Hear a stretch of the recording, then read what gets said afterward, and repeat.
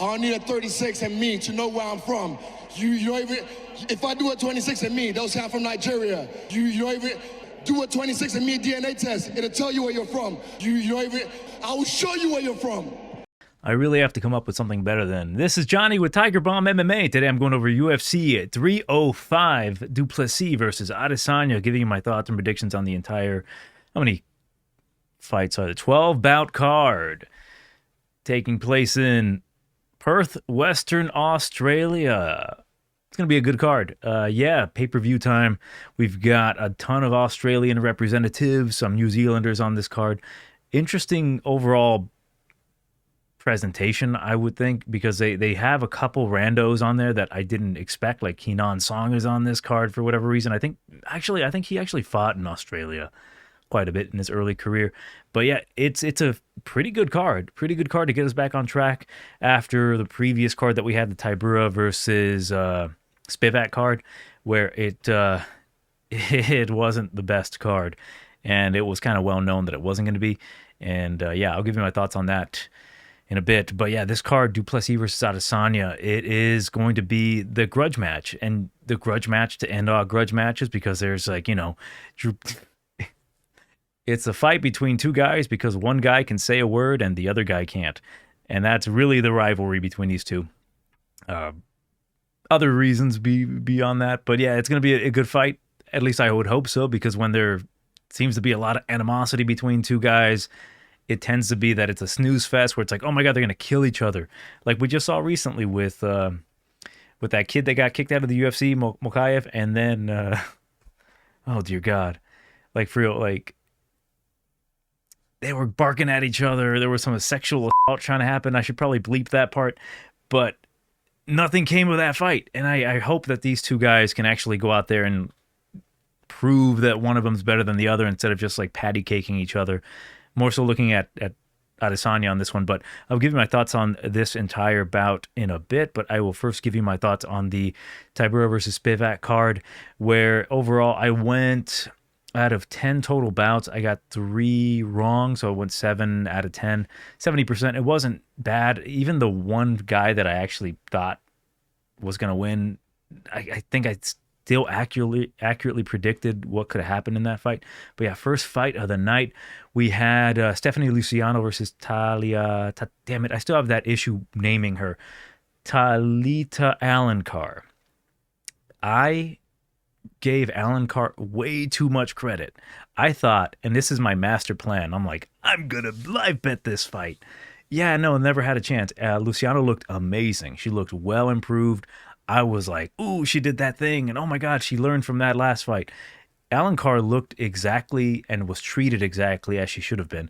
And to me, that fight looked like Luciano was not interested in beating her, like knocking her out or finishing her. It was mostly, I want to embarrass this girl and just show that I'm leagues above her. And I think the point was proven. Maybe I'm wrong, but there was moments in there where Luciano was just smiling at her. Like she almost let her, in the last few seconds, get like a body lock. And she was just like, whatever, you're losing. So I like that. I like this girl a lot. She's made the proper adjustments that I needed to see. But yeah, it sucks that I couldn't live better, because I thought maybe Alencar is going to get a takedown.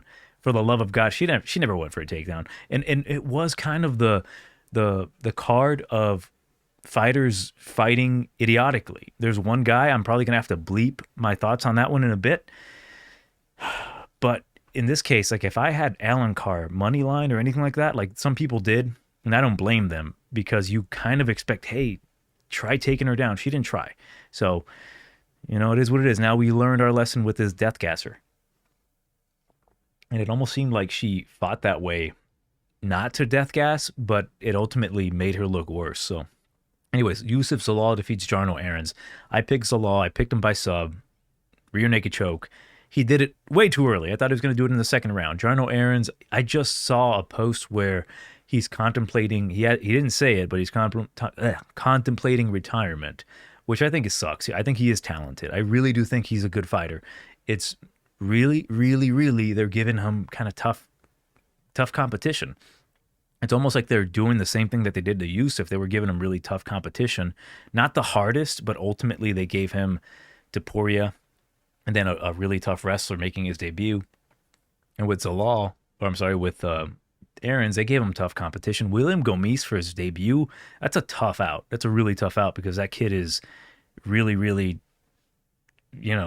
what's the word? I don't want to say spectacular or talented. I think he is talented, but he's more gifted and he's really hard to beat than what was it? They're going to pair him up with Onama. That's just rough. And then Sung Woo Choi. Sung Woo Choi still has some fighting ability. They give him Stephen Wynn. I really don't want him to retire to get cut. I think they should give him another chance. Give him lesser ranked opposition. I think he will absolutely style on him. Zalal, nothing new about him. The problem going forward with the laws, the way he's handling dudes, he's not going to be below minus like 250 for a long time. I think he is showing his overall well-rounded nature. The fact that he wasn't getting touched on the feet, and then when he decided to grapple, he easily handled Aarons. It was beautiful. Jonata Denise defeats Carl Williams. Another one of these moments where, what the fuck, Carl Williams?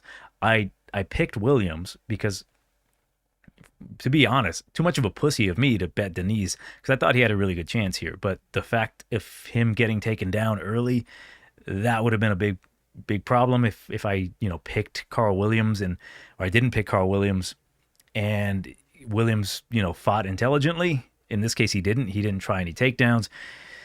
He did get that takedown in the third round after he'd been hurt. So I don't know what the game plan was. Like, let him hit me hard enough for me to react. And then Denise looked good enough. Like, he was stuffing the takedowns. He was very well and measured. The only time he really came out of position is when he tried to finish Williams, and he got taken down at that point. Had that happened in the first round, I would have been able to live bet Denise, whatever. But it just sucked. I was messaging the people in the Discord. I'm like, fuck, I can't bet Denise because he's winning. And then fucking round number 3, a minute left. Like, hey, you can live bet him now. I'm like, get the fuck out of here. But yeah, Denise looked good. I'm glad Carl Williams lost this one because, number one, he fought like a moron. He definitely could have gotten the takedown if he wanted it.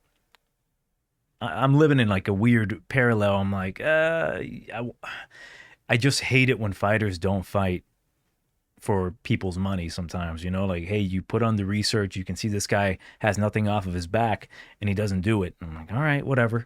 That's how you want to play it. But yeah, Denise, good win for him. He stopped like the horror train of Carl Williams, and we get to hopefully see him versus another striker.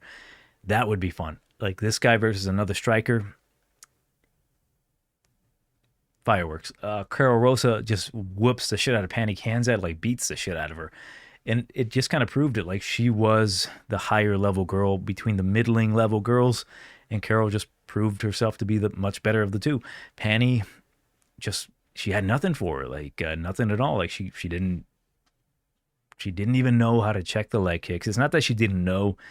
What was more surprising was that she didn't see it coming. I'm like, bro, you just saw her last fight. Did you not tape watch her kicking the shit out of the cat lady's legs? Why are you not checking kicks, or why are you not prepared? And she got absolutely destroyed. Boy.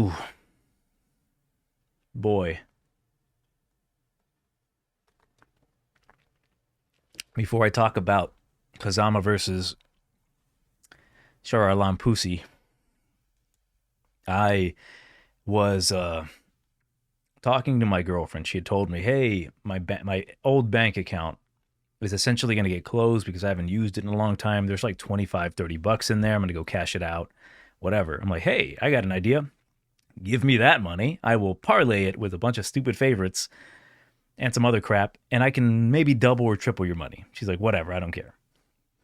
I place a parlay with certain people, and everything's looking peachy keen. Everything's great. Even the little props that I put in there were like beautiful. I'm like, okay, it's going to go over this amount. And then this person's going to win. I had Alan Carr on it. Zalal by sub.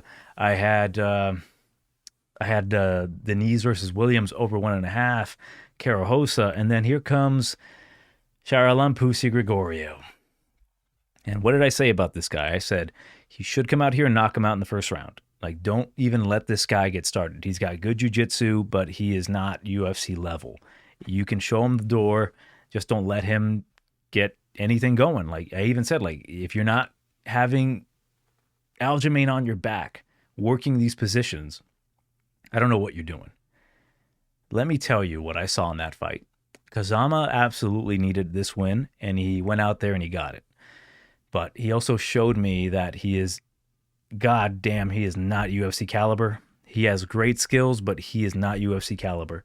Charalampus, what he showed me was that, yes, he's got power. Yes, he can defend takedowns, and he's got enough grappling to survive. But dear God, he's a fucking quitter. And I'm not saying this for sour grapes or anything. It's more so the fact that I saw him nearly purposely put himself in position to get choked out. Like, it was, hey, bro, the triangle's coming. You're on top. Like, I know you tired yourself out knocking this dude down. And why he tried to get on top of him instead of letting him back up and just extending his energy. Like, I get it. He went for the finish, but he did nothing. He didn't try to get out of it. He didn't try to follow it with punches. He just laid there on top of him in the second round. And then when he got the triangle on him, he essentially decided at one point, I saw the little like thought bubble in his head. He's like, if I get my arm from around his waist and put it around my neck, like through his belly, it'll make it more convincing that I needed to tap. And that's exactly what he did. And he tapped immediately. I was like, wow, this guy's an absolute quitter. Cut this guy from the UFC. That kind of performance right there it's just not acceptable in the UFC. The fact that like Cameron Smotherman lost to this guy is ridiculous. And let me see what Cameron's been up to, because I was high on Cameron and I thought he was going to beat Charalampus, and then Charalampus knocked him out. I'm like, oh, okay, cool, whatever. It's his time. And Cameron, that's his last loss. He'll be in the UFC. Hopefully they can rematch and they can cut this bump. But yeah, I was fucking pissed. I was more so pissed because even though it was like $25, my girlfriend didn't give a fuck. I bought her underwear. She was happy. The fact that this guy made me look like a fucking scrub really pissed me off. But yeah, anyways, moving on from this piece of crap. Yana Santos defeats Chelsea Chandler. Dear Lord, did I really want to live bet Yana. I was like, let's see what happens, because Chelsea missed weight, that fat piece of shit. Man, how are you going to miss weight like that? For real. Like, this is the second time she's missed weight, and it's one thing if you use your weight advantage like another person did. We'll talk about that person.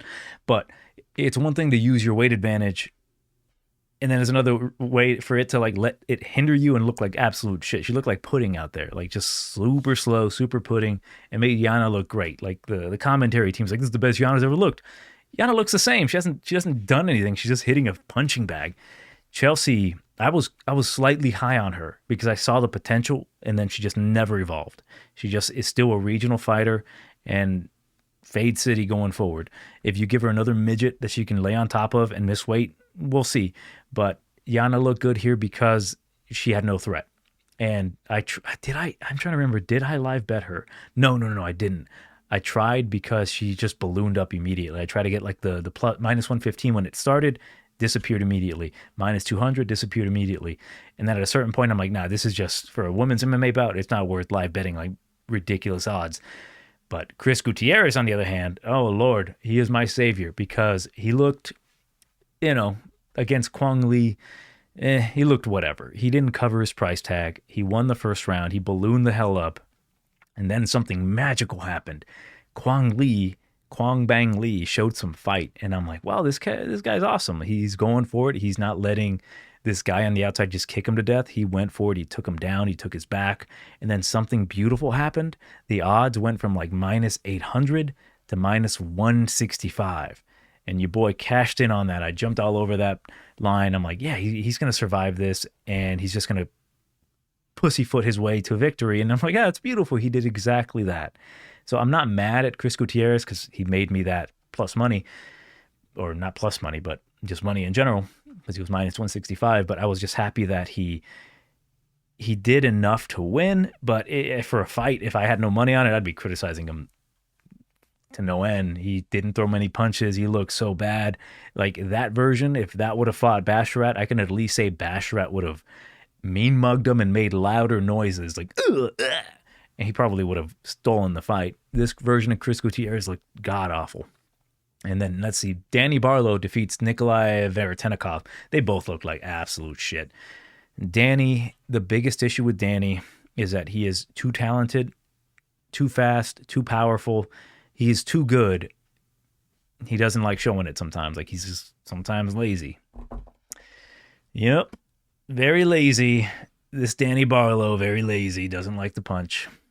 Veretennikov, same here. Like, he had a chance here to at least perform similar to Kwang Lee, like try, do something different. He chose not to. And the UFC was right to really just forget about him and not really try to, well, I wouldn't say they forgot about him. They put him in the card.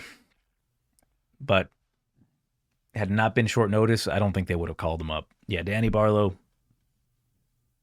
didn't show anything special. He showed composure. He showed that he can fight all 3 rounds, but he also showed that he can fight too close and does not cover minus 400 price tags. That if it's not a specific fight for him where he can just be in no danger, the odds of him getting a nasty knockout are kind of slim, against someone that is higher. Like, I think Danny can make it far using this kind of style because he has so much threat of that power and that speed, because when you're in the cage with him, you'll be like, oh my Lord, like, I don't want to get too close because he'll just blam me. But yeah, sometimes if you're not going to push the fight to him, he's going to be very content just staying on the outside, picking you apart. Chepe Mariscal defeats Damon Jackson. See, I actually bet Jackson, thinking, yeah, the weight miss is going to be an issue. Maybe Chepe is injured. Nope, Chepe just missed weight, and he used every bit of that weight advantage over Damon. Ignoring the weight miss, if we just look at the performance, Chepe looked phenomenal. He looked like, oh my God, like this guy could probably beat the crap out of Dan Ige. This version of Chepe was spectacular. He does certain things in that cage that a lot of people need to take notice of. When I look at fighters, like when I'm doing judging, there's a lot to talk about and there's a lot to take in, especially when you and your cornermen and your teammates, you come up with a specific type of plan. Let's just talk. I'm getting off topic about Chepe because I want to bring up this point because I think it'll come up in a bit.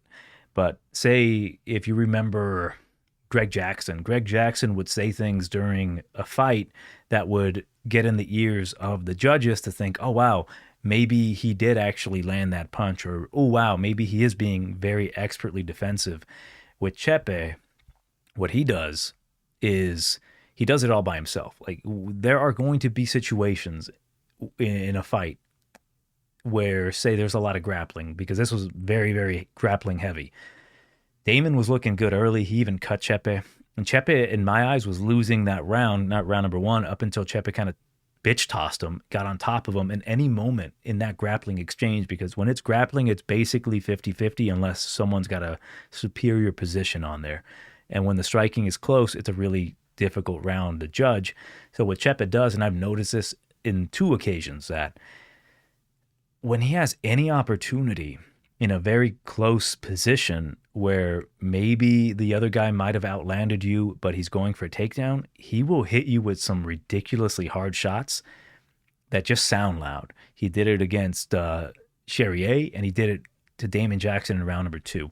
Jackson was going for the legs, and the thing is, when you're in that position, defending a takedown, and say you're just primarily defending, the other guy's going for it, that can be difficult to judge. What takes that out of the equation is when Chepe is just going, bah, bah, bah. I'm like, oh shit, Chepe is beating the shit out of him. So that instantly guarantees that he's winning visually, audibly, and that is something that I just love to watch. Like, Chepe looked amazing, but he fucking missed weight, and that's a big problem, because what are they going to do? Are they going to line him up with Ige again? Are they going to line him up with like another lower level guy? That weight miss makes me mad, mainly because I want to see this guy progress, because I think he's got a lot of potential. He's always had that potential. It's just more so, is he going to get in his own way? First time this has happened, so it's like, we'll see what happens. But he's putting on great performances. He, 30-26, maybe 30-25, I don't remember, but he beat the shit out of Damon Jackson. It's rough. I even saw some people getting mad because the ref, who was it? Herzog didn't stop it. Funny thing, Herzog is a fucking savage on Twitter. He will call you out if you call him out. And then the main event, Sergey Spivak versus Marcin Tybura. So a couple things that I got correct on this. I picked Tybura. I bet Tybura. I lost on Tybura. So I was down for this card, not much, like 2 units. We'll get it back. But I was right about a couple things. I thought Tybura was the better grappler. He was going to be able to get on top of Spivak, and Spivak would not be able to get back up. So that was 100% correct. But what I didn't expect was that Tybura was skipping out on his Jiu-Jitsu Basics class because the armbar that Spivak threw up was coming from a mile away. He was like shifting his hips a lot. But I'm not going to sit here and crap all over Tybura. I'm not going to crap on either guy. Spivak, beautiful armbar. For a heavyweight, that was like, yo, this guy has been getting a lot better on the mat. But if I'm being honest, though, had it been anybody else with better grappling, had Marcin been a little bit more, no, not more, but less stupid, he would have seen it coming and he would have defended and he would have stayed on top. And then I think Marcin would have won. I really 100% believe Marcin would have won had that armbar just failed because there's so limited gas that Spivak's going to have. But it's also hard to say that wasn't beautiful. And it's also hard to say that when a heavyweight does that to your arm, that it's hard to defend. It is very hard to defend. So I don't blame Tybura for tapping. It was like a beautifully set armbar. It's just like that little lapse of judgment cost him. But it is what it is. Overall, not a too bad card. Not card for me, like prediction-wise, it was fine. But yeah, it sucks that Tybura kind of cost me there. But it is what it is for me. Let's get back to the card at hand here. Why isn't it showing? There we go. So Adesanya, du Plessis. Yeah, first fight of the night here is an interesting one. Let me see if this lines up here. There we go. Stuart Nicoll versus Jesus Aguilar. The odds have it minus 225 for Nicoll. Come back on Aguilar plus 185. Let me make sure if that is 1,000% accurate. Because I don't think that's right. I think he ballooned up. Nicoll, that is. Oh, shake a gander. No, he's about the same. So yeah, quick thoughts on both these guys. I'll start with the underdog here in Jesus Aguilar. He's a small dude. He's 5'4". Luckily for him, he's fighting another guy similar to his height, 5'5". And Nicoll, I don't have his reach listed, but odds are he's going to have a longer reach. Aguilar, very stout, 62-inch reach. Really buff, really strong. Great guillotine. Good wrestling. Very good counter wrestling. He can get back up from bottom. The number one thing that I love about Aguilar is that plus 185 on Aguilar at any time is a good line because the guy will fight for your money. The guy is incredibly scrappy. He's literally a scrappy dude. He's like, let me at him. He will go after dudes. He will be unafraid. He will throw kicks. He doesn't mind getting taken down. If you put your neck anywhere near him, he will try to strangle you. The dude knows how to win minutes, and the fight with him and Mendonça was a really good example of that. Mendonça was just bigger. He technically was the better grappler. It's just that the willpower of Aguilar, he just muscled himself out of there, and he landed hard enough for the judges to be convinced that he had won. It was a close fight. It was a close fight. I'm not going to get into that one. But that's what he does so well. He throws everything really hard low kicks. He can really put himself in a lot of bad positions. Like, you can control this guy on the mat for sure, but it won't deter him from trying to reverse and trying to get himself out of any negative position that he's in. For Nicoll, I was not impressed by his tape. He doesn't seem all that impressive to me. And I think for an 8-0 guy making his UFC debut at home, I mean, he's undefeated. He's fighting in the UFC. He might have the jitters. There's a lot of little things there that, like, basically, I'm not betting him. I'm not going to bet this guy until I see him in the cage and he doesn't look shell-shocked and like, oh my God, I just saw Dana White for the first time. Oh my God, I can't believe it. Oh no, I might have pissed my pants. I don't know. Like, I worry about these undefeated dudes making their debut, especially in their home country. A lot of pressure on them. So automatically that, I'll stay away from it. It automatically looks like a dog or pass to me. The thing that he does well, he's a very good grappler, black belt in jiu-jitsu. He has decent stand-up. To me, more technical than Aguilar. Aguilar wings his punches. Aguilar will have the strength and power advantage when it comes to like the power shots. The thing that I worry about the most is that Nicoll, he's been beating a lot of, any Australians out there, like, we use the word bum, like, oh, this guy's a bum, he sucks, he's a nobody, they have a terrible record. Is there a word to describe Australian bums? Like, they're like, other than cunt, oh, he's a cunt. But yeah, he's been fighting these Australian cunts, and he's not been looking all that impressive. Like, yes, he finishes a lot of these guys. He likes getting them to the ground and getting ground and pound. But I'm just not impressed. Like, he almost, I don't want to say the word struggles with them, but he should be handling them a lot easier given the fact that he's fighting in the UFC against a guy who's fought better competition, a guy who he's a little pit bull, dude. Like that's what I worry about the most. But if it does hit the ground, I think he is the more cleaner of the two. I think I was told today, who was it? Let me make sure. Was it you, Raised by? No, it was it's my fucking phone. I lost my phone. Whatever. Oh no, I should probably go get it. All right, cool. Didn't want the girlfriend to grab it. But yeah, Raised by Moon. Thanks for that heads up. But yeah, he apparently beat a giant dude in jiu-jitsu. Stuart Nicoll did, like a heavyweight compared to him being a flyweight. So that's good to know because I do think he's got the better overall jiu-jitsu and control, like especially back control, solid control. I think he's going to be better at getting takedowns. Jesus Aguilar he's pretty easy to take down. The issue with him is that he muscles his way out of things.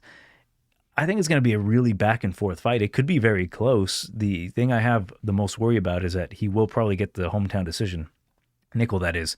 So I don't see either guy finishing each other other than maybe Jesus like hurting Stuart Nicoll. But mind you this, if he starts showing the signs of like, oh my God, the bright lights are getting too hot for me, that's what I worry about. Like undefeated guys making their debut in like a high pressure situation where it's must win, and the little dude Aguilar, this little Mexican coming after you, and he's like winging punches, and you're like, oh my God, like I've never had anything like this before because he is the best fighter I've ever fought.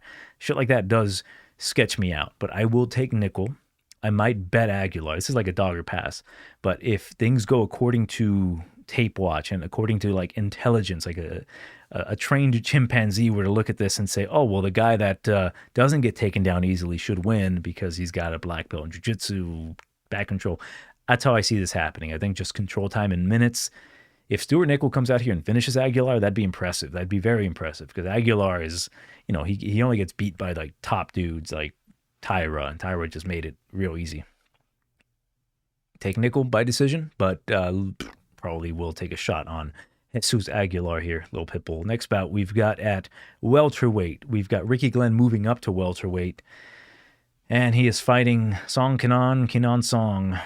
Plus 190 for the Gladiator. Glenn come back on Song, minus 230. I don't want to just say that I don't see a way Ricky wins this fight. There's a path for Ricky to win, and it involves probably a lot of PEDs and voodoo. Because from what I've seen of Ricky Glenn, I fell into the trap that Ricky Glenn, after like an extended time off, coming back, was still going to be the same guy. And he is not. He, at 35 years old, props to him moving up a weight. It will help his chin. It will help his recovery, his hydration. He'll look good. He's a big dude. He's the same size, 6 foot, same basic reach, maybe an inch reach advantage for Kenan. He doesn't have the power. He's not going to have the oomph in his punches to hurt Song. He is a submission threat for sure. But what I've seen from Glenn is that the man is just so stiff now. Like he is so robotic. And I think Song's going to take advantage of that. I think Song can fall into the trap of himself not throwing enough output, but the guy hits hard. The guy is a true welterweight. He's always fought at welterweight, and he's fought the toughest competition as of late, and he's been looking good. Like, well, who did he fight last? Jusei's a big dude. This is basically, imagine Jusei. Song Kenan, you're going to fight Kevin Jusei again, but a less dangerous version of Jusei that if you were to land clean on him, you'll probably kill him. That's all you got to say. So I think Song Kenan's going to come out here and knock him out. The thing is, I don't know if it's going to be round number 1 or round number 2. There's so many traps that can happen in this fight that I rather maybe parlay Song, or if you're going to take Song, maybe by inside the distance or decision, because Ricky Glenn, he's a tricky character, man. And if you give him enough, fluid in the brain, maybe his chin can take it. The thing though is that the path to victory for Ricky Glenn is to make it a clinching battle. I just don't know how well that's going to work. I know he's going to take a jiu-jitsu approach here because he's got long arms. Well, maybe not anymore because he moved up in weight, but generally long arms get those long chokes. And recall when I was talking about your coaches and how to impact the judges. The Ricky Glenn fight versus Grant Dawson. I want to say something about the great James Krause. Let me fucking tell you about how great James Krause was. James Krause as a coach, best coach money could buy. Let me tell you, because in that third round against Grant Dawson, there was something that I missed. And then when I saw it, I was like, my Lord, this guy knows what he is doing. The FBI knows that well. But what had happened was Ricky Glenn gets Grant Dawson in the Darce choke, I believe, or Anaconda. I don't recall. Doesn't matter. But he's choking him out. And there's like 16 seconds left. Grant is giving the thumbs up, and he's looking like he's going to survive. But it's getting deeper, and it's cutting off that circulation, and he is going out. He lets go, the round ends, Grant's on the ground. Ricky's pointing at him saying, get up. So in that situation for the commission, that is a confusing situation. So if the guy does not get up and you protest enough, if Ricky would have been like, motherfucker has to get up because I choked him out. If any inkling of the commission thinks, or the referee or anything thinks like, hey, he's right, he's out, we should count this as a technical submission. What happens next is Grant is like giving the indication that he's like, I'm good, I'm just tired. Good sign, because he looked a little out of it. Then he gets up and he's stumbling. And what happens next is where I realize, wow, James Krause is amazing. He goes over and he hugs his fighter. He hugs him like, oh, we did it. What he's really doing, he's holding him up. So that way it looks like he's okay. And he's giving him like, hey, like give him the thumbs up and coaching him. And that is what essentially led to everyone like, okay, cool, he's fine. But I think had he not done that, it would have put in a little bit more of the negative optics of like, oh, he's out. Because he was just like stumbling a little bit. I was like, whoa, this guy knows what the fuck he's doing. Stuff like that. I'm telling you, man, when it comes to judging, and more so that didn't count, but when it comes to judging, you want to try to trick the judges into doing what you want them to do. Don't ever badmouth your fighter. Let's just say I've heard that from a specific camp. I don't want to say who, but do not badmouth your fighter when you don't like what they're doing. And that's a good rule if you're out there. I doubt anyone was listening, but yeah, don't fucking do that, Safe Sayud. But yeah, anyways, I think Song Kanan, as long as he puts out output and he starts landing sharply, the guy hits hard. And Ricky's been knocked out twice. He's just not able to take these punches anymore. It's just sad. And I props to him for moving up. I am rooting for the dude. The guy, the ass whooping he put on Gavin Tucker back in the day was impressive, but that dude is long gone. Next bout. This one, man, I might spend too much time talking about this one. And for the love of God, if you're out there, try to convince me not to bet Alex Reyes. He's plus 700. Plus 700 versus Tom Big Train Nolan, minus 1100. And fuck. All right. Excuse me while I automatically give myself an L. I'm going to take Reyes, right? And it's not because any particular reason, but I will justify it. I'm going to say he's going to knock this kid out. The thing about Tom Nolan is Tom Nolan, as we know him now, is not anywhere close to being minus 1100. I know I'm not the only one you're going to hear this from. You might hear people that are more confident in Reyes. The thing is about Tom Nolan, he's 24 years old. He's got a lot of time to improve. He's got not a lot of experience, but he's got much more. I can't even argue that. It's not that he's more durable either than Reyes. He's just younger. That's it. He's just got the youth advantage. They got the same amount of reach. The thing about Tom Nolan that I have to point out, the guy has long reach. He's a big dude, 6'3", 73-inch reach.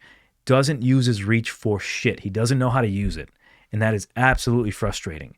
The dude crashes into his opponents way too often. He has terrible boxing. It's just that everything in between, when he's putting this output on guys, especially smaller guys, it looks good. But I don't trust Tom Nolan at all.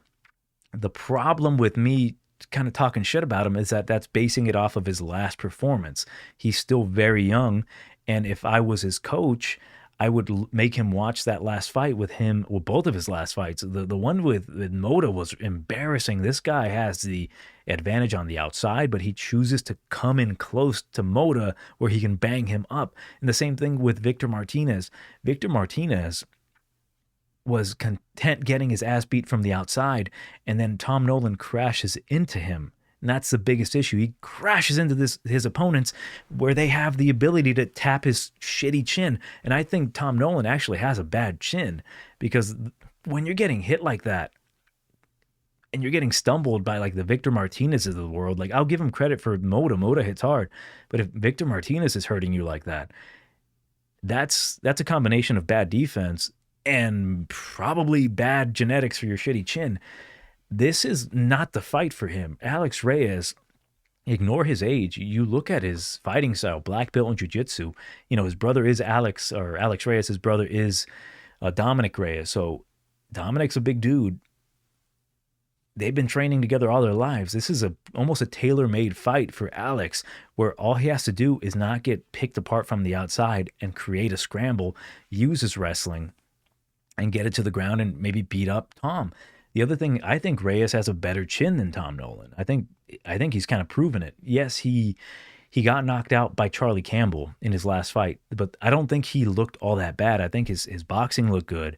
It's just that Charlie was the youthful guy that hits hard and actually has decent boxing, as opposed to Tom Nolan. He's got good punches, but his boxing is trash, and he's got good elbows and knees and good Muay Thai.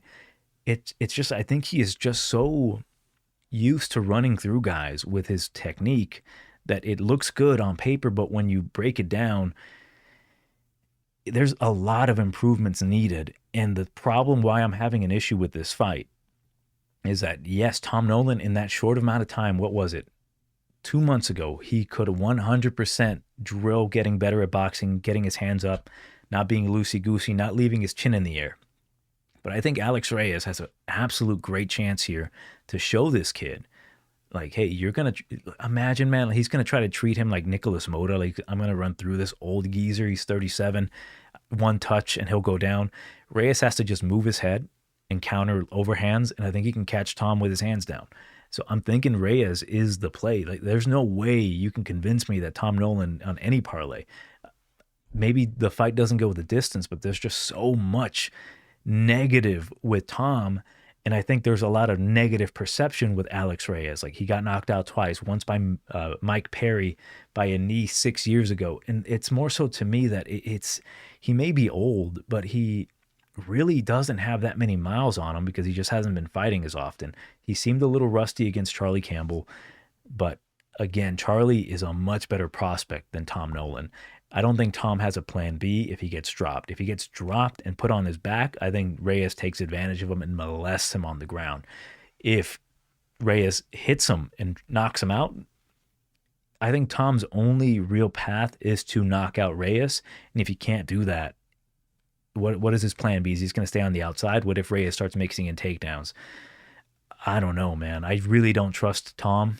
Because of that, I think it's Reyes or pass completely. I'm telling you, you go back and you look at him. On top of that, he is training, his main training partner was, oh my God, I'm blanking out, Bobby Green. So I think he's going to have the looks and the head movement to be able to just counter strike with Tom Nolan. And I'm telling you, if you got Tom Nolan by anything on any parlay, you're not going to be happy if he gets cracked here. So I've got Reyes. I just think that this is a big letdown spot for Tom. If Tom does not show improvements,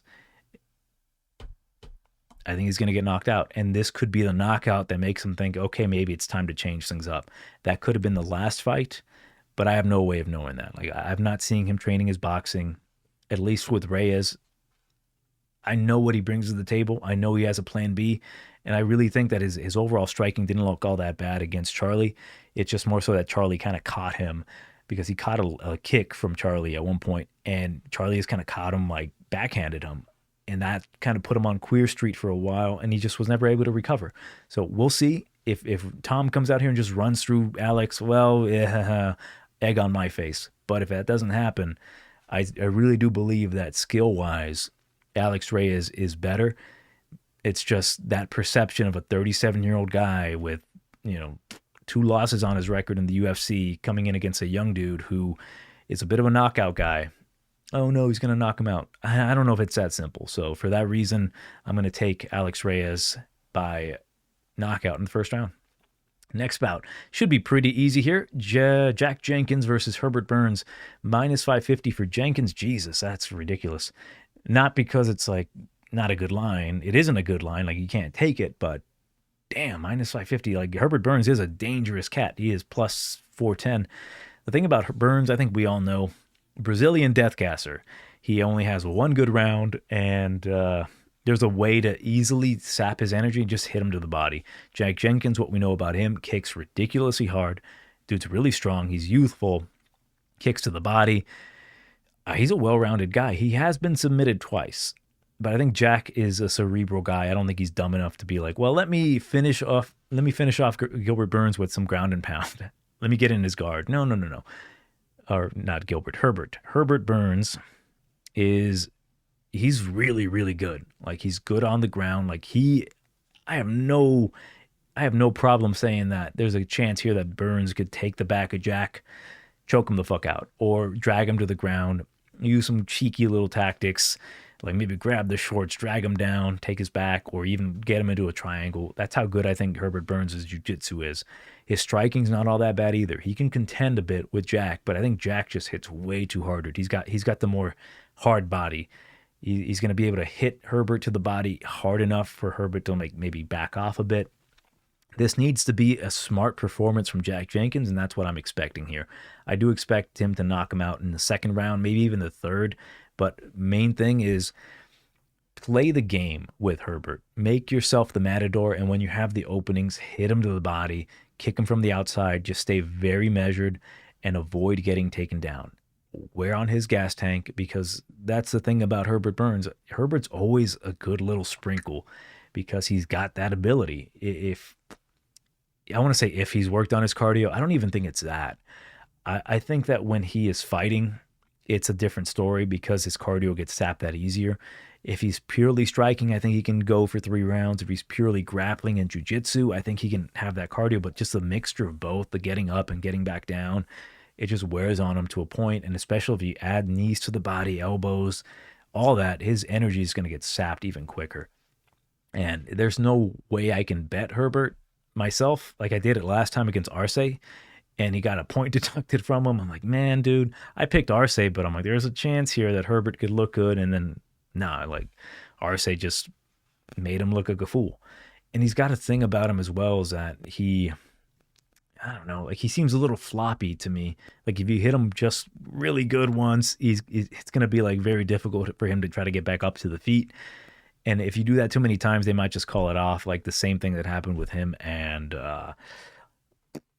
Bill Algeo. If Bill Algeo is beating you to death, that is not a good sign. And I think Jack Jenkins can beat you into a living death. Shit. Yeah, I think Jack Jenkins can beat the absolute piss out of him. So I'll go with Jack Jenkins. I'm going to say round number 3. I think if Jack is very measured, again, dangerous opponent, he might be a little bit cautious here. He doesn't want to lose again in Australia. So I'll go with third round TKO. Next bout, we've got Casey O'Neill versus Luana Santos. Close fight, minus 150 for Santos. Come back on Casey. O'Neill is minus or plus 125.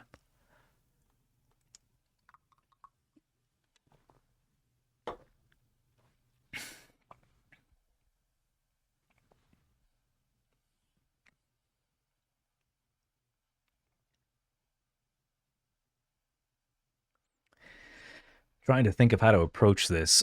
Casey, I'll give you my pre-thoughts on her, like her build up to the UFC and what I thought about her. I've never been impressed by Casey O'Neill, other than she's got 2 good qualities. And no, it's not her tits and her ass. That's not what I'm going to say. I don't know what made you think I was going to say that, but that's not what I was going to say. I was going to say it's her toughness and her grinding ability, because I don't think she's all that skilled. I think a brown belt in jiu-jitsu. Is it? Yeah, brown belt in jiu-jitsu. It's okay. She comes from a bit of a striking background. Like she's got some kickboxing experience, but it's nothing too awe-inspiring. She doesn't really hit all that hard. She doesn't, kick all that hard. But in this fight, she is technically the better striker, and she is actually training in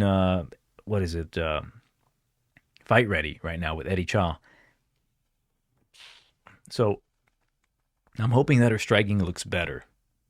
Her wrestling sucks, but when she fights a certain level of competition, she can look good running through them, because say if she's not the better striker, she can definitely work hard to try to get a bad takedown, and when she gets on top, she's got pretty good ground and pound, and like she flows well off of her opponent.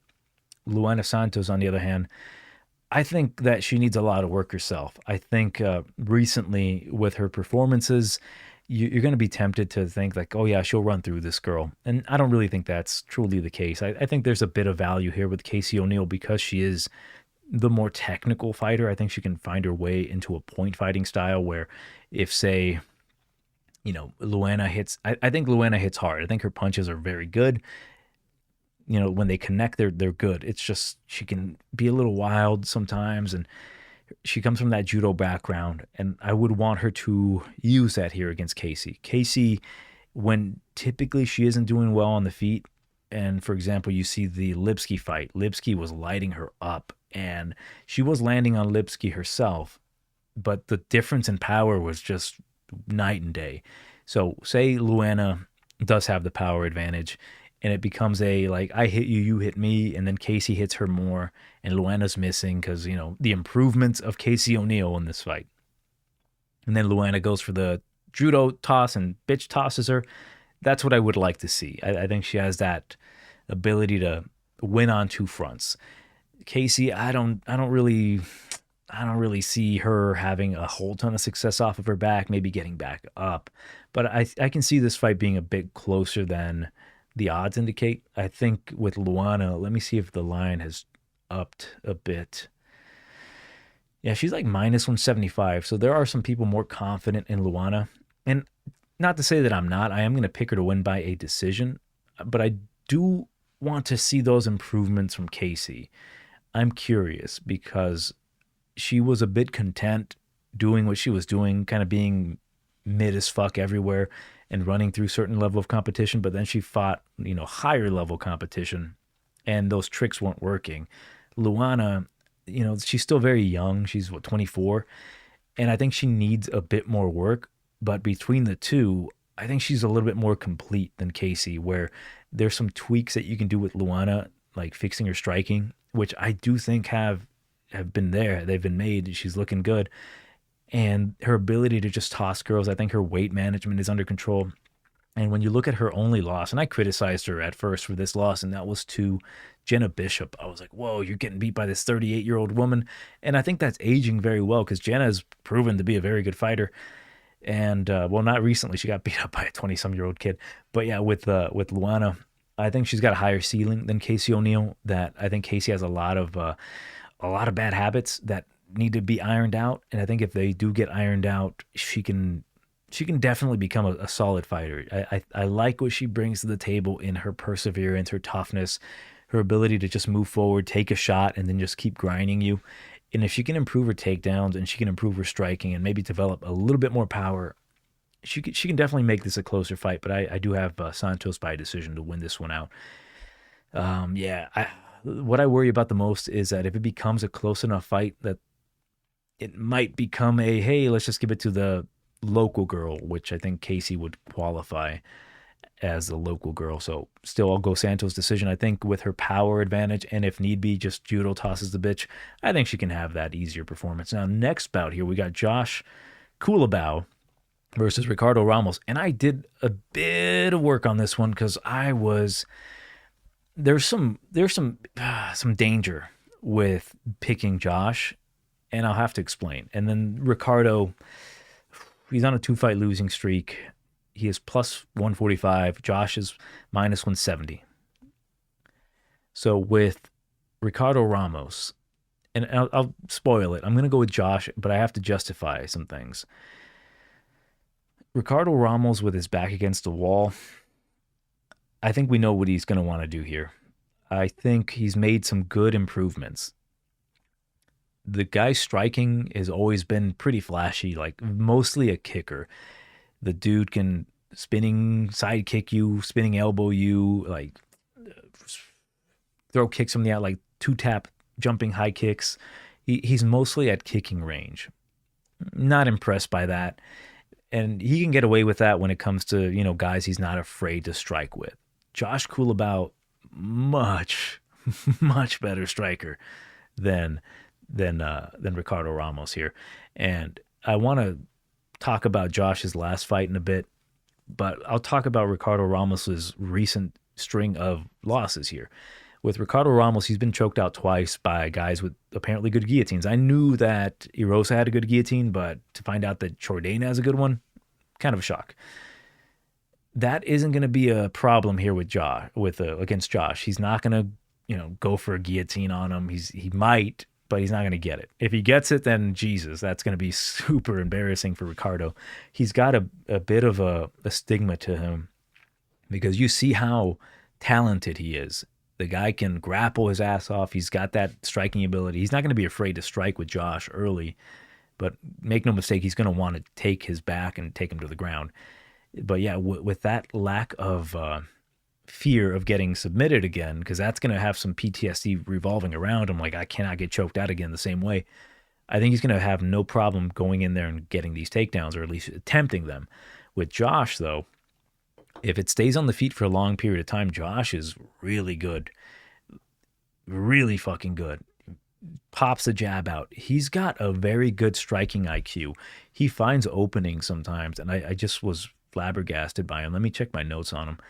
So, good body shots, good low kicks. The guy mixes things up very well that you don't often predict what he's going to do next. Like he'll throw a really solid low kick. He'll feint at you, and then he'll hit you to the body. Then he'll come in close, two-piece you to the body, elbow you, push you away, and then circle out. So when that kind of stuff happens, you're getting a lot to process, so you can't really get a read on him because he's got an awkward-ass style. The problem with him, though, is that he does tend to give up his back a lot. He did it against Lerone Murphy. He did it many times with Danny Silva. And that could pose to be a problem here. I think he's a good fighter. I think he can style on Ricardo Ramos if it stays standing, and especially if he's been working on his takedown defense. And just like if you've seen that video of Drickus where his coach is like cattle prodding him to not do certain things, if they're doing the same to Josh, it's like, if you show me your ass, boy, if you turn around, I'm going to stick it somewhere where, you're not going to like it, in the butt. So, yeah, if that's happening here, like, don't give up your back. I think Josh can just two-piece Ricardo Ramos all day and all night. Ricardo will try to spin, but damn, Ricardo's really good at engaging and taking the back. So that's what makes this fight very fascinating. Another thing is that I do kind of suspect that Ramos is a wee bit of a quit. Like, he's got the bit of the quit in him. And I've seen it a few times. I've seen it where he's fighting Lerone Murphy. They both have that common opponent. Lerone takes him down. He hits him a few times, and he was just kind of content with not fighting back. And that happens sometimes. You can say, hey, let's excuse it because he got hit really hard with an elbow. I understand that. But sometimes he's content tapping out. Like, he could have fought some of these chokes a little bit harder. He could have done things a little bit differently. And it just seems like he's content with his fate sometimes, where if Josh hits him hard enough, I think he'll be like, yeah, I don't want to put myself in any danger here. It kind of reminds me a bit of Thiago Moises, who I also say has that bit of a quit in him. But with Thiago, at least he still fights. Like, he's made his decision that, like, hey, I'm probably not going to win, but he'll still try in a sense. He'll still go for it. With Ricardo, I think he's perfectly fine curling up into a ball. So in this fight, I do have to pick Josh. I think he can make those corrections on the feet, though. I think if he starts letting these hands go against Josh Cool or against Ricardo Ramos, Ricardo's not going to like what's coming back to him. If you invest to the body and try to gas him out, it's going to be a problem for him. But I do think this is one of the closer fights. It should be a pick 'em in my eyes, at least with the perception that if we get here a very motivated Ricardo Ramos, I can see him 100% coming out here, taking the back and trying to choke the shit out of Josh. So now talking about Josh's last fight with Danny Silva, got robbed. I think he got robbed here. So round number 1, he gets dropped. Yeah, I don't even want to say he got dropped. He got hurt for sure. He got stumbled, and then Danny went in for a choke. And that was like maybe the first minute and a half. And then afterwards, Josh Culibao put some numbers on Danny Silva. He stole that round back. Danny had one good moment. He hit him once, went for the choke, never got it, reversed, and then Josh went to work on this kid. He busted him up to the point that Danny was like, oh, wow, like maybe I don't belong here. It's almost like Danny went all out just for that moment. Round number 2, same thing happened. Josh is piecing this kid up. He's nowhere to be found when it comes to the striking. And then what ends up happening is that Danny controls Josh for maybe like 2 minutes or less than 2 minutes with no damage. And they gave the round to Danny Silva. That to me is inexcusable. He didn't win that round. He 100% won round number 3. I'll give him that. But to me, I think Josh got robbed in that fight. There's another semi-robbery that I will talk about later. But in that fight, I really do think that they screwed Josh out of that fight. That's what makes me also worried that if Ricardo can he doesn't need to take the back and jump on him spider monkey style. I think he can just control him a bit. But even then, if Josh was able to escape, I don't think there's any way in Australia that punches won't matter more than a guy holding a dude against the cage. That's, to me, my rule is that if you're holding a guy against the cage and not attempting a takedown, making him uncomfortable or landing some sort of strikes on him, and you're just content pushing him while the dude getting pushed is like, fine, I'll just elbow you and knee you to the body. To me, that means more than, aha, you're not going to go anywhere. So I'll go with Josh. Man, there's a couple fights on this card that I rather just enjoy, and this is 100% one of them, because I really do think Josh looked incredibly good against Danny Silva. Just that there were those little things that I don't know if he expected, because Danny was just really strong. He also missed weight. So I'm going to give him some slack. I'll pick Josh. Fascinating fight. Moving on here, we've got, oh, fuck. Oh, man. Junior Tafa versus Vulture Walker. We've got a wrestler versus a grappler, wrestler versus a striker. Minus 110, very, very obvious, guaranteed. I went back and forth on this one. I'm sure you people did as well. I'd like to know what you would value more. We got the Australian here in Junior Tafa. He knows he's going to need to stuff takedowns. We got Vulture Walker, who, to me, I saw a picture of him. He's looking in pretty good shape. He looked like dog crap the last fight. Both of these guys kind of got exposed a little bit. Junior Tafa was shown like, hey, he got a little too much too soon. But the problem with Vulture, he got a little... Man, they gave him a layup and he blew it. The thing is, in the third round against Bresky, he showed how dominant he can be by actually intending to grapple. And I think he just got tired and he just went all out, and he happened to get lucky in the third round. So Vulture lost that fight 100%. It was a 29-28 in favor of Bresky. The dude looked terrible. He couldn't strike. Granted, he hits hard. For sure he hits hard. He's just awkward and stiff, but his wrestling, he's got good grappling for sure. Junior Tafa, the opposite. He hits hard. He's super fluid, light on his feet, good jab, good knees, good elbows. Can't get up from bottom. That's it. Specifically, he cannot get up from the bottom position.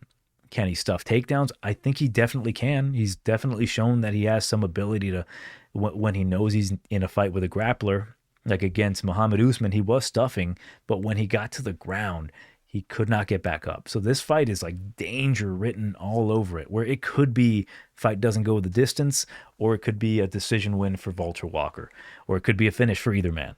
I don't like this fight prediction-wise because it is truly a difficult one to predict, because who made the improvements between both of these? Vulture's not going to be able to improve his striking for shit. It will not get better or anything close to match Junior Tafa, but he can improve his wrestling enough to be able to like take this dude down and control him. That's for sure, which I think he's going to need. And I don't think Junior has that kind of massive, massive power that if Vulture, I think he can run through him, like just blast him against the cage, run straight at him and take him down. But the opposite is if Junior can avoid that and just stay on the outside, kick him from the distance, punch him at range, and just avoid him like he's like a bull at a china shop, just avoid him out of the fucking way, I think he's got a chance here. So it's so difficult to predict, truly. I know Junior's going to be working on his takedown defense, but primarily the get-up game. I went back and forth on this one so much that at one point I was pretty confident in Tafa because I saw how hard he was working at like the stuffing of the takedowns. And then I see Walter just working his suplexes and just looking in pretty good shape. You know, both men essentially got embarrassed their last fights. I think Walter looked like shit though, man. Like I've not been impressed by this guy. I've been a little bit more impressed by Junior, but again, if we just saw his brother get taken down by a loser, I'm gonna have to go with Walter. I would like to see them in the weigh-ins because it's listed here that Walter's 6'6" and Tafa's 6'3". So if he is that much taller, I can see Walter just easily ragdolling him. Like not even standard takedowns. I think Walter would just blast him down. He's got very unconventional takedowns, and if he can get on top of him, just like bear hug him and just trip him, Walter can do some damage here. So it's just tough. Like decision, knockout. Walter, he hits hard for sure. But man, the level of competition of his is not great. I'll go with decision, but man, I am not confident in this one. I want to see what happens, but this could be like, I chose wrong because I would like to know who's confident in this one. If you have a confident read, let me know. Like, who knows Junior Tafa's like uncle's training partner who happens to know his coach or some shit like that, or who knows Johnny Walker's aunt's sister who was on a phone call with Johnny Walker and he said, Walter's doing the best steroids ever. He's no longer the clean monster. He's the dirty monster. Oh man, if he changes the name to the dirty monster, it's 100% by finish. So yeah, I'm going with Walter Walker by a decision tentatively. Next bout, we've got Leech Jingliang here versus Carlos Nightmare Prates, plus 190 for Jingliang. Prates is minus 230. So I like Prates a lot. The dude has Muay Thai tatted on his chest. The dude hits hard with knees. He knocked out, oh boy, man. He knocked out the faggot killer with, with a knee. Talk crap to Bilal Muhammad. He's smoking cigarettes outside. He's got new teeth. There's a lot to like about Carlos Prates outside the cage. But inside the cage, the guy is a menace. He hits really hard. He's got really long everything, good low kicks, teeps. He's got good takedown defense training with Fighting Nerds. This guy has a really bright future for him. He's 31 years old. I mean, the guy's got a 6-inch reach advantage over Jingliang. The negatives about him, right? I can see people just glossing over certain things about Carlos Prates that I need to point out. The guy is sometimes very inactive with his striking. Like, he's very content at finding the finish, but I'm always worried that he's not going to find it and he's going to be behind on the scorecards.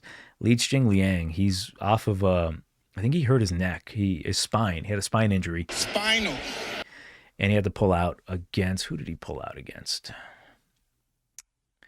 Any of y'all are still upset that we did not get, man, that the depression on Leech Jingliang when he couldn't show off that new suit during that weigh-in, not the weigh-ins, but the press conference and such against D-Rod, that was heartbreaking. Like, the guy was just devastated. He was going to fight Chiesa. Man, he was going to fight Tony Ferguson. Jeez, poor Tony. What were they doing to the boy? Yeah, he was going to fight, Leech was going to fight Chiesa back against Adesanya Pereira too, and then he hurt his spine. So he's coming off of that injury, but he's looking in good shape. The thing about Leech is he's been knocked out in a lot of his fights, but he's never been knocked out. He's more of a guy, if you're going to finish him, you got to choke him out. He's tough. He's got good head movement. He, to me, has always been the best male Chinese fighter in, like, more so the history of the UFC. I know there's new guys coming up, but for male fighters, the most successful in my eyes. A guy, he hits hard. He's just this fun dude to watch. I've always been a fan of the Leech. And he's exposed guys in the past. If you sleep on the Leech, he will knock you the fuck out. With Prates, his biggest issue other than, the inactivity, when you look at the fight against him and Charlie Radke, Charlie was kind of landing on him a few times. He was putting up numbers on him. Nothing truly was happening. When Prates hit him every time, Charlie felt it. The low kicks, the knees to the body, the punches to the body, and obviously that last knee to the body crumbled that boy. That is one thing I don't like. Also, his striking defense. He does move his head, but it's almost like he's tempting the gods with a knockout his way. And Leach, he leaps in sometimes that I do worry that Prates might get cracked. And we saw in his debut against, what the fuck is his name? Come on, boy, show me. Giles, the better boxer, was landing on him up until he got cracked and knocked out. Biggest worry here is that Leach can do something similar. Leach is a very good striker. But if Prates is fighting with a specific game plan, and that's on the outside, you outpoint Jingliang, and that's, I think, the method you should take against him. Just keep him on the outside and then find your spots, but you have to throw more. I want to see more from Prates. To me, he seems very content. When he's fighting lower level competition, he'll throw more because he has no threat of the danger.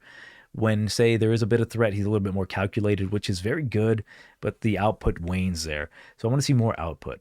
I think that this actually might go all 3 rounds where Prates just edges it out. Could he be the first guy to knock out Jingliang? It's very possible. This guy hits hard. He's very crafty. But I wouldn't be honest if I don't think there's a little bit of danger here. Jingliang is known to kind of pull things out of his ass and knock dudes out. The guy hits hard. He's very tricky with that head movement and that overall movement. The guy's solid. But for me, Prates, I think he's way too experienced, and he'll be able to see things coming.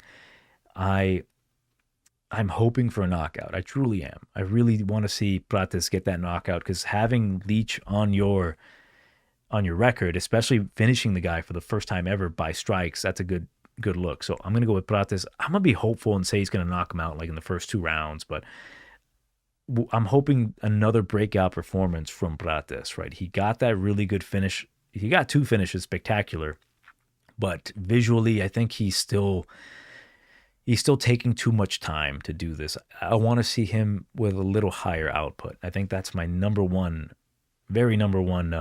criticism about him. I just want to see a little bit more from him. Next bout, another really difficult fight to gauge. We've got at heavyweight Tai Tuivasa versus Jairzinho Rozenstruik. Minus 185 for Biggie Boy. Come back on Bam Bam. Hey, the double B's, Bam Bam and Biggie Boy. Bam Bam and Biggie Boy go to Wisconsin. That'd be a great little buddy cop film. No, it wouldn't. What the fuck are they going to do? Eat cheese? But in this case, Bam Bam Tuivasa, to me, it almost seems like he's got 1 foot out of the door. Like, he's got his weed business, I believe. He's been getting finished a whole ton. I think, Cyril gone, Spivak. Spivak got him. That was earlier, actually. Pavlovich, Volkov, and then Tybura. But now he's fighting I don't want to say easier competition, because Biggie Boy is the much more accomplished striker. I think he's cleaner. But this is a much more even fight for Tuivasa, where that plus 160 is looking pretty good. The problem is, with Jairzinho, I'm not going to put too much stock in his last win. I think he looked good, but he didn't look spectacular. He looked spectacular in the sense of like, oh, wow, good takedown defense, but he played the Matador well, and he ended up finishing Gaziv. My issue with Rozenstruik still remains that I do think that he's a little chinny. I think that guys with power, if they catch him just right, they will fall. I think if these 2 men were to say, hey, gentlemen's agreement, no jabs, just let's get in the middle and let's see who falls, I think Tai can take the punches better than Rozenstruik. I think if Rozenstruik gets hit, he's more likely to have his ass hit the canvas than Tuivasa. But if this becomes a technical matchup where Jairzinho's moving on the outside, I think Jairzinho can do terrible things to Tai Tuivasa. Just brutalize him. The problem with Tai is, as I mentioned, although I do suspect he's got 1 foot out the door, if he gets hit just right, that will bring that foot right back in, and he will put his life in danger to try to kill you. This guy, he's incredibly fun to watch, and there's a reason why he's still in the UFC. And he had a really rough time early on where he got beat 3 in a row, and they give him a layup, and then he progressed his style. He learned how to clinch up. He learned how to wrestle a bit. There's a clear path to victory for both men.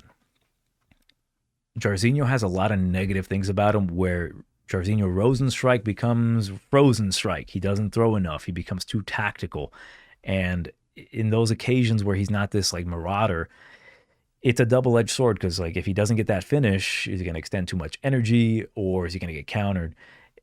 Typically with Rozenstruik, when you give him lesser competition, he'll run right through them. And you can see that with, say, the Chris Daukaus fight. There was no danger in there for him. He knew he was a better fighter and he took care of business like no problem.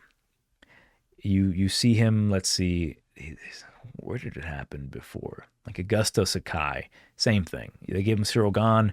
Hey, here's Augusto Sakai. He went out there, he finished him in the first round. I think this is different. With the danger that Tai brings to the table, this could be a fight that goes over 1.5 rounds. This could be a fight that goes all 3 rounds, depending on what Rozenstruik does. I think Rozenstruik, if he makes this a kickboxing match, he can easily avoid anything big from Tai Tuivasa and just coast to a 30-27 decision here. If Tai decides to tie him up against the cage, there's a good chance there he can be the dirtier fighter. This one's incredibly tough based off of the unknowns. Like, where is Tai Tuivasa's headspace at? Where is Jairzinho's headspace at? He can sometimes get amped up and be like, I'm going to come out here and knock him out, prove a point. And he decides to leg kick from far away and not do much. If I'm being honest, I want Tai to win. I want him to continue to, put on entertaining performances. It's just they're giving him a matchup here that there's just a lot of possibilities for him to get embarrassed. That's what I'm trying to say here. He can get embarrassed if, say, Rozenstruik just wants to put on a striking clinic on him. He can do so. I don't want to discredit Tai. I feel like I'm doing so because he does possess a lot of good things. Like his toughness is great. He's just been getting hurt way too much recently. He even said like he used to be Mark Hunt's punching bag. But man, this is a punching bag that hits really hard, and when you piss off this punching bag, he'll hit you back. It's if you ever play Super Smash Brothers, it's like if you hit the punching bag thing and the meter goes up, and then you make it fly harder. Imagine that, but if you hit it just right, it'll like knock you out. That's kind of how I see Tai Tuivasa. If you let this dude make you think in that false sense of I've got him on the ropes, he will fucking sling something at you. Same thing with the Greg Hardy. Same thing that happened with Black Beast, another BB. Black Beast cracked him, and then Tai just hits him, and then that kind of froze up Black Beast, and then Tai took over and finished him. So for that glimpse of hope, I will have to take Tai Tuivasa by knockout. I think him being at home in Perth, he wants to perform. I want to see the improvements he's made. Like, that should be the number one motivator, because I think Rozenstruik, there's a clear path to victory for him. I think there's another clear path for Tai where he has to show that toughness, take one to give one. I think the one that he gives back could be the definitive one. So I'm going to go with, screw it, I'm going to say round number 1 for Tai Tuivasa. Again, I'm not confident in this pick at all, because it's such a, like, why are you doing this to me? Why are you giving me another 50-50 matchup where if this doesn't happen, then this happens, but if this doesn't happen, then this could happen? I've got no true real read on that, so I'll have to go with Tai. I'd like your opinion on this as well. Like, what do you think? Because I can see both. I can 100% see both. I can see you thinking, hey, Jairzinho's going to come out here and put on a spectacularly embarrassing performance to embarrass Tai Tuivasa, fart on him, and spit on him, and just do everything in his power just to make him look stupid in front of his hometown, which would be funny. But I can also see him doing that, and then Tai just says, screw this shit, and he goes after him, and he cracks him, and he knocks him out. I mean, it's happened to Jairzinho before with a very sloppy king of the heavyweights. But yeah, moving on. Next bout, Matthias Gamrot versus Daniel the Hangman Hooker. Plus 210 for Daniel Hooker. Come back on Matthias Gamrot, the gamer, minus 260. Now, I'm gonna take Gamrot by a decision, but it's not that simple. I think it's going to be a very sweaty decision. Dan Hooker, if I'm being honest with you, like the guy he has his resurgence. He's beat two good guys, but if I'm being honest, like one of those guys, major quitter in Boyas, and then the problem with Jalen Turner, fuck man, Jalen beat his ass so bad that he got tired beating his ass, and Dan Hooker took over. Dan Hooker, kind of known for a few things: good kickboxer, great knees, very great knees up the middle, super tough. Hasn't really fought way too many grapplers as of late. And I don't want to say, oh, the last grappler that he fought. The last grappler that Dan Hooker fought submitted him in the first round. Isn't that crazy? And you know who that fighter was? The champion, Islam Makhachev. You heard that right. That's not a good argument. It really isn't. The thing that I'm considering why Gamrot's going to win this decision, it's not because the obvious, oh my God, he got taken down super easily by Islam, the champion, and he got submitted. No shit. Gamrot has a very relentless takedown style. He will go for the low single. What presents the issues that present there are the knees, which we saw against Dos Anjos, where I saw that knee coming. I'm like, yo, dude, like, you got to be careful with that low single. I think Gamrot's going to learn from that, and he's going to put on a wrestling clinic here against Dan Hooker. He is the much better grappler. He's not completely out of his depth in the striking. He's got power in that right hand. And I think Mateus is solid enough to mix in the takedowns, trying to confuse Dan Hooker a bit. I think Dan's going to be on the outside throwing leg kicks. This is maybe a good spot to take Dan Hooker because of that threat of the knee up the middle. The problem I have with Dan, though, is I'm still not sold on his resurgence, right? He's getting all these tattoos and fun and dandy, you can do so. But the fluctuation of, like, you went down to 145 and then you move back up and they give you a loser, and now he got his ass beat so bad against Jalen Turner. He showed toughness there for sure, but he essentially broke Jalen by just not breaking himself. That's truly it. It's like, hey, Jalen, we're going to give you 15 minutes to ram yourself through this wall. And Jalen rammed himself into that wall to the point that he broke that wall, but it didn't go down. And then at that point, Jalen was like, man, this is pretty tiring. And then that wall started falling on him. That's essentially how I view that. I don't know, man. I don't see the resurgence of Dan Hooker coming back. So for that reason, I think Gamrot's going to be able to take those shots. I think Gamrot's maybe going to eat a knee, but he'll still get him to the ground. His grappling is just of a different caliber. And if you're not ready for that shot that you stuff and then he goes for the second shot, you're going to end up on your back. And with the level of jiu-jitsu that Gamrot has, I can see him getting a submission for sure on Dan Hooker.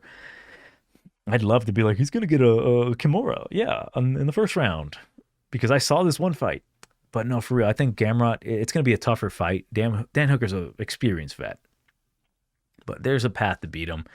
And in this case, I can see Gamrot landing that right hand on him and then shooting in for a waist lock and then getting him to the ground and taking his back, controlling him, getting on top, hitting him a bit, Dan Hooker being super tough and surviving into a decision. And where I can see this being a really close affair is that if in the second round, Dan Hooker's a little bit more patient, he keeps the body of Gamrot. But that would also pose another problem where if Gamrot gets the leg, he will just tree top his motherfucking ass, get on top of him. Like, Gamrot just bomb rushes you. He's a sight to see. His style of wrestling and his scrambling ability is very fun to watch, even though it's, it is wrestling, but just his ability to get position is very fun. So I will go Gamrot by a decision, but this could be another one of those situations where you're like, oh no, he got hurt.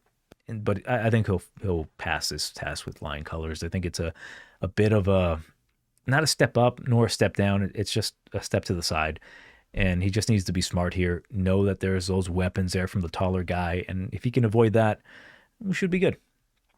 Moving on here. We've got Kai Kara France versus Steve Erecg. And we've got France making his UFC return after a layoff. He was going to fight, what the fuck? I can't think of his name, Nicoll. And yeah, he pulled out and he disgraced his bloodline. And Nicoll, well, let's just say this. Whatever happens in this fight, win or lose, I think they'll match those two up. I think that would redeem Nicoll. But in this fight, plus 190 against Steve Erecg, who is minus 230. I think it's a tough fight for Kai coming back against a long, tall grappler who can strike. So I do have to talk a bit about the Albazi decision, where it was a split. Because I looked at that. I looked, when taping Kai Kara France, I looked at essentially all of the grapplers minus Askarov, because Askarov to me it wasn't good for me to view that against Steve, because I think Askarov was just so one-track minded. So I looked at Bontarine, I looked at the fight with him and Raw Dog, and I looked at the fight with him and Albazi. Particularly the Albazi one is what caught my eye, kind of looking at it and judging it. Because I'm looking at that, and if you were like me, you were flabbergasted that Kai Kara lost that fight. I was thinking to myself, like, how could this happen? They screwed him over. Why would they do that to Kai? He was up. And then as I'm watching it back, and again, I was salty as shit, but looking back, I was 100% wrong. I was 100% wrong, and I'm man enough to admit that it was actually Albazi who won that fight. So let me finish this off. So, round number 1, I'm watching the fight, and I'm thinking, okay, Albazi wins the first round. Then I'm thinking, okay, Albazi won the second round. And I'm like, okay, Albazi won the third round. Like, what round did fucking Kai Kara France win? So I look at the scorecards, and round number 1 was split. I think one judge giving it to Kai Kara, the other two giving it to Albazi, if I recall correctly. And then round number 2, Albazi. Round number 3, Albazi. And round number 4, all judges gave it to Kai Kara. Round number 5, 2 judges gave it to Kai, 1 gave it to Albazi. So, number 1, round number 5, giving it to Albazi, no, it was 100% Kai Kara. Round number 2, Kai Kara. Round number 3, 100% Albazi. Round number 2, to me, 100% Albazi. So it came down to round number 1. So I'm looking at round number 1 again, and I'm breaking each of these fights, each of these rounds, minute by minute. The 2 closest rounds were round number 1 and round number 5. Ultimately, round number 5, the minutes went in the favor of Kai Kara France. Like, Albazi had maybe a minute of winning a minute of that round, but when it came to round number 1, Kai didn't do shit. He feinted a lot. He threw maybe 1 strike here or there, which at that point Albazi would just walk him down. When nothing's happening, the guy moving forward typically is going to get the nod. So nothing's really happening there. Albazi is walking him down. Kai Kara France is using his deadly feints, like not throwing much. They're both essentially throwing the same amount of strikes. It really just came down to Albazi had more control in that first round. So when coming to that conclusion, I'm like, yeah, I guess Kai Kara truly did deserve to lose that. And what I noticed was, I think when watching the Twitter personnel, when UFC pops up the Twitter, like, oh, that was Kai Kara's round. I'm like, Kai Kara didn't do anything. He maybe threw like 3 punches. Don't quote me on that. I'm just giving you as an example, because some people be like, he didn't throw 3 punches, you fucking moron. I'm like, oh God, take whatever. So as much as I hate control time, when there's not much to judge and the guy's moving forward and the other guy's fainting and punches are being exchanged and it's even, the guy moving forward is going to win that round. So, yeah, it sucks to say, but yeah, he lost that fight. But when I'm looking at this fight, Kai Kara France is coming off an injury, coming back. He's going to be a bit rusty. What does he do well? Good striker, good power puncher. His takedown defense is improved. Where is he lacking? On submission-wise, you can threaten him with submissions. He's been submitted before. And in this case, he's going to be the undersized guy. The biggest issue with Kai Kara France is him moving backwards. He is good moving forward. When he's moving forward, he's amazing. Like, he can land on you. He has good volume. When you're pushing him back, you're using your size, you're using the threat of the takedown, and you're bum rushing him. There's a couple of examples here, but you make him uncomfortable. Can he strike moving backwards? Yes, but he is not as effective. Meaning he is dangerous, but very less so the danger. When he's moving forward is where he's the most dangerous here. So with Bontarine, not the greatest striker, but he was holding up his own against Kai Kara-France, pushing him backwards, got him down, took his back. Ultimately, one of the funniest moments of my lifetime watching that, Kai Kara-France ends up getting away from him, knocks him out, and does this victory lap, comes back, is about to hammer fist him, and whatever. But what I noticed there is that because how short Bontarine was, he couldn't lock up the body triangle all the way. Like, the body triangle was there, but it wasn't fully locked in, where a guy like Steve could take advantage of. The next fight where I noticed that Kai Kara doesn't like moving backwards was the fight against Raw Dog Royval. Royval, that's a different kind of pressure. He made Kai Kara so uncomfortable that at a certain point in the second round, Kai Kara went for a takedown.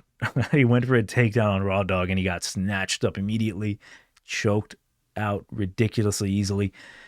So if you do that to Kai Kara-France, he becomes less effective moving backwards. And on top of that, if you put a lot of pressure on him and a lot of volume, kicks, elbows, knees, just you bum rush this guy with, like, you don't fear him. You make him super uncomfortable, and he fights out of position. He fights out of his game plan. Albazi did something similar here, pushed him back. He just feinted his way through a loss. He didn't do much. When he would throw, Albazi was able to intercept, and he would retaliate with a punch of his own. They went like back and forth. And the visuals of that aren't great. Steve Erecg, I think I got a lot to say about Steve. Steve being minus 230 in this spot, I think is accurate. Not only did he just fight for the title, he looked good fighting against Pantoja. He honestly, I think they I don't want to say they should have given it to Steve. They were never going to do that. Steve was brought in as a sacrificial lamb. They brought him in on short notice. They brought him in that way he couldn't have a good training camp. They thought he was going to get ran through. They thought this was a joke. Like, the guy went from fighting guys like Matt Schnell, David Dvorak, and Alessandro Costa to fighting Pantoja. They knew what they were doing. It just kind of backfired a bit on them. And it kind of showed to me that Steve is a guy that can fight to the occasion. And if he's looking at this last fight like, oh no, I hope I can do it. Oh, give me a second. I lost. He's got a lisp. I can't do it. I'm not going to do it. I lost because of that takedown in the 5th round. No matter what, dude. I really wish Steve was here. I'd like to interview Steve. I've had questions for him, but no matter what, Steve Erecg, they weren't going to give you that round. They weren't going to give you anything. They were going to do what they could to make it seem like you lost the fight. But in my eyes, I think he did enough to win the fight. Enough. But Pantoja also did enough.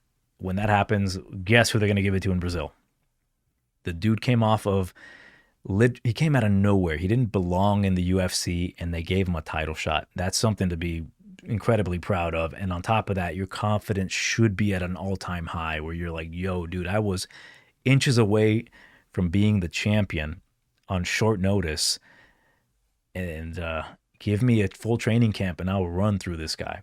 That's how I would view that. Steve has got really good hands, really good boxing, good punches.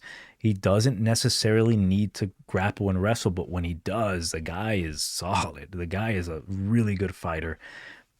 And there's an easy path to victory here, and that is not moving backwards. You move forward, use your size, use your kicks. I think he can catch Kai Kara. I think he can hit almost as hard as Kai Kara. But with Kai, he emphasizes his striking more where he can land these punches. But with Steve, because he's not necessarily looking to knock you out, he can catch you. The way he hit Matt Schnell with that left hook, think of beauty. I know it's Matt Schnell, but do not disregard the technique. The guy can throw combos. The guy is a true fighter. He looks goofy. He sounds goofy, but the guy is 100% dog. So I like me some Steve. I think he can win this one by decision. I think he can use his size. I think he can bully around Kai Kara. I think he can take him down. Maybe not hold him down because Kai Kara is really good at bouncing back up. But ultimately, you push him against the cage. You control him. Use your cardio. Use your all of your strikes. Use all of your limbs, and you can beat this guy. That way, it'll be 0-2 for the City Kickboxing crew. So to me, I think Steve is the guy. There's a lot to like about Steve. I really do. Like, he also has very high fight IQ, is one thing that I've noticed as well. And I really put emphasis on that first UFC debut against Dvorak on short notice against a top 10 guy. And to me, if you go back and rewatch it, if you ever choose to do so, in that first round, Steve Erecg fought like he knew he didn't belong. Like, oh shit, I don't belong in the UFC. This is tough, because Dvorak was looking clean. Dvorak was looking better than anything in the UFC. Like, coming off of that loss against Kopp to that performance, he was looking really clean. Like, combinations, he was landing on Steve. Then Steve had that moment in the second round where he hurts Dvorak. He hurts him with a punch, really clean, straight down the middle right hand. Then he hits him with the head kick. And that's kind of when I saw him progress. Like, wow, he's no longer like in his shell where he's thinking he might lose. He's like, I got a chance here.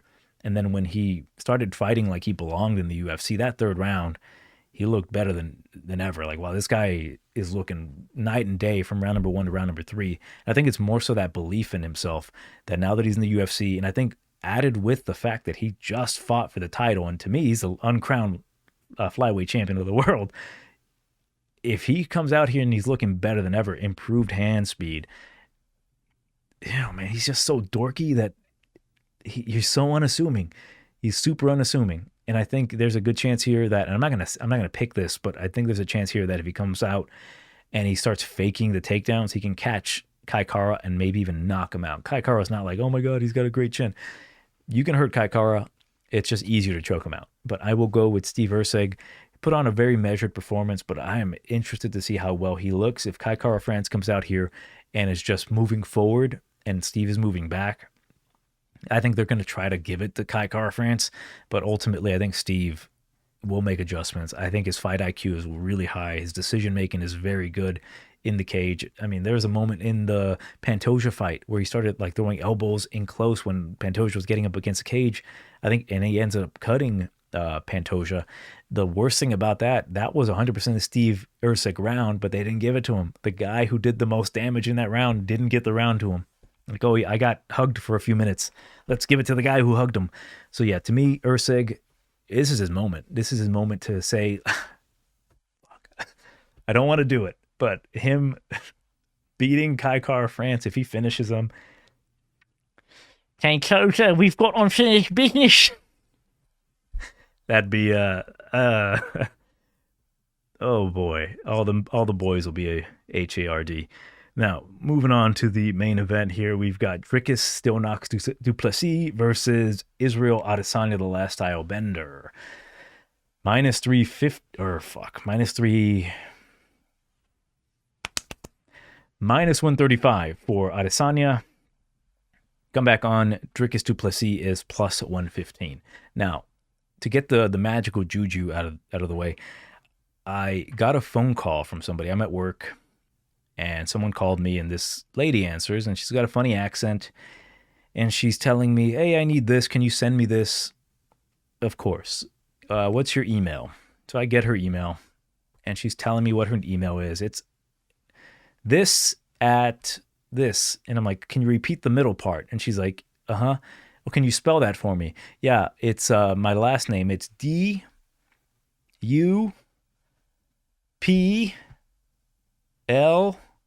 I'm like, uh-oh. E-S-S-I. Oh, shit. So I'm like, this is interesting. Why did I just get a phone call from a blank du Plessis from South Africa? Because that was that funny accent. So I'm like, is that a sign that Still Knocks here is, and Still Knocks? I'm taking that as a yes. So I'll flat out say I'm taking du Plessis. I think he's going to win this one by decision or any real way he wants. I think my dogs are going nuts if you hear them. actually, that's also a sign. The dogs are in revolt against Adesanya. They don't want him to win. They're terrified. I'm going to be watching this with my dogs. I got to put them in the other room because they're so afraid. One in particular, because one of my dogs he's got anxiety. And it's not because of like the rumors of Adesanya, and it's more so because I call him racist, but he hates Chinese people. And anytime Adesanya's on the screen, I have to put him in the other room because he's like, ooh. So for me, I think du Plessis is going to win this one for a couple of reasons, right? Number one, the most obvious reason, the true number one reason why du Plessis is going to win is because fuck you, he's going to win. How many fucking times do we have to see Dricus look absolute shit? Absolute shit. And he's like, fuck you, I'm going to win. He does it every time. And he's been training for this fight for years. He's been wanting to beat Adesanya because logic says, and logic gets thrown out the window with Dricus du Plessis. How many times do we have to? I don't even care at this point if Adesanya comes out here and he does what he should do. Look like his old self, which I don't think it's going to happen, but look like his old self and just pick apart du Plessis from the outside and get his title back, call him the N-word, tell him to get the fuck out or whatever, like go and invade South Africa, kill all the whiteys down there. Typical Adesanya stuff.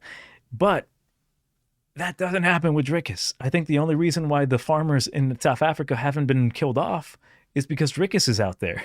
They're not going to fuck with that guy. So with Dricus, he's just so illogical. And every time he makes these different adjustments and he looks bad, he gets his nose fixed and his cardio gets better. And there's contention that he lost against Strickland. You can say that, you can't. It is what it is. But the guy performs to the best of his ability and he always tries to win. Previous fight, Adesanya versus Strickland. Strickland got in his head so bad that he broke him before the fight, and then he hit him hard enough, and then that was the downfall. And Israel, to me, he doesn't have good counterboxing, and if you overwhelm him sometimes, he can kind of get in his own head sometimes as well. The layoff, I don't know if it's going to be a good thing or a bad thing. There's a lot of negatives to that as well. The wrestling of du Plessis, it's not pretty, but it's effective. His striking's not pretty, but it's effective.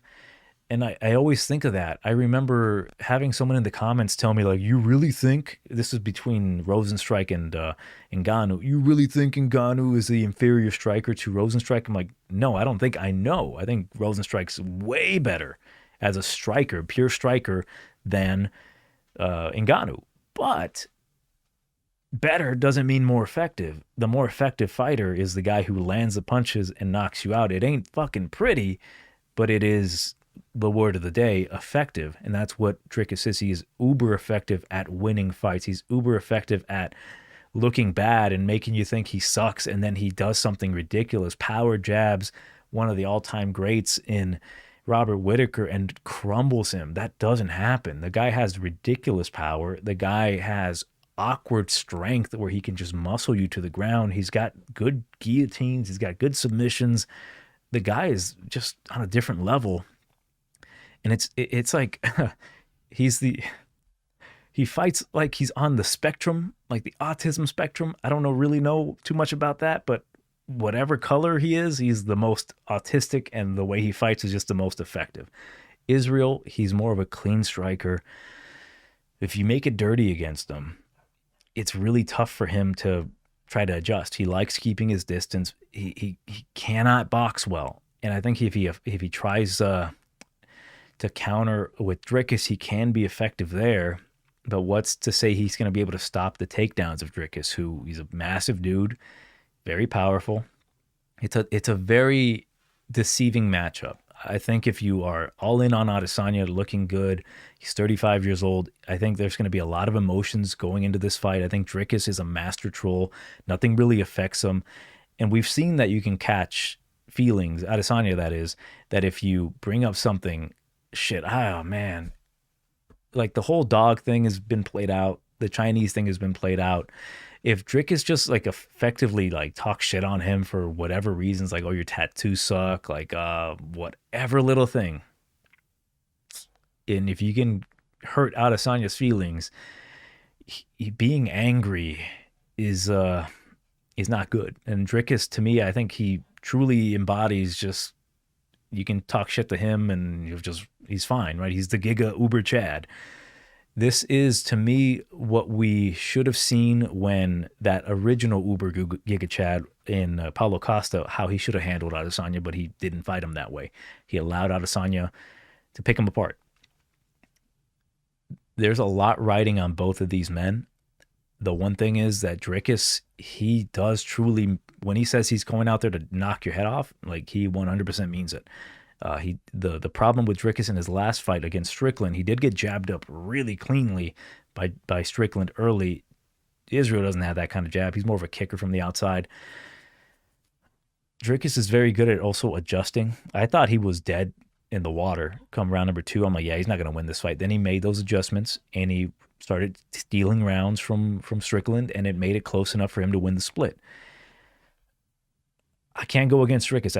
I would pick against him every single time, and I would just sit there and be like, how does he keep getting away with this? It's to the point that I just accepted Dricus du Plessis as my Lord and Savior, and everything's fine. Just pick him every time, and he's going to win. And then if he ever gets knocked out, at that point, I convert back to whatever religion I was and start living life in reality. But in this point, it is Dricus's life, and we're just in it. So I will go with the Guga Chad and Dricus du Plessis to win this one by decision. May God have mercy on us all. I hope he gets the knockout. And just the positives on Adesanya, of course. He's long, he's tall. If he dedicates himself 100% to this being like this is his last fight and he has to beat Dricus, of course there's a chance he can beat him. He is still the former 2-time middleweight champion. He's beaten really top-level competition. It's just, where is his headspace at? Like, he's not been looking good in his last 3 fights. All right, he fought Pereira, who is now, man, Pereira essentially cucked him in every sort of way. Like, oh, I beat him that one time, but where is he at now? Right? He got beat up there. He was not looking good in that second fight against Pereira. It just, Pereira, he got caught. And then Strickland embarrassed him as well. Took time off. Where is his headspace at?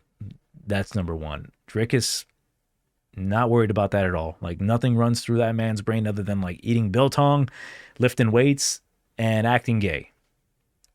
And that just seems to be a winning combination. So Dricus du Plessis by a decision for me. May God bless him and knock him out. And by God, I mean Dricus du Plessis himself knocking out Adesanya. But yeah, let me know what you think in the comments below. Like, share, subscribe, whatever. I don't really give a shit. But leave a comment. That'd be nice. Talk shit. It's always fun.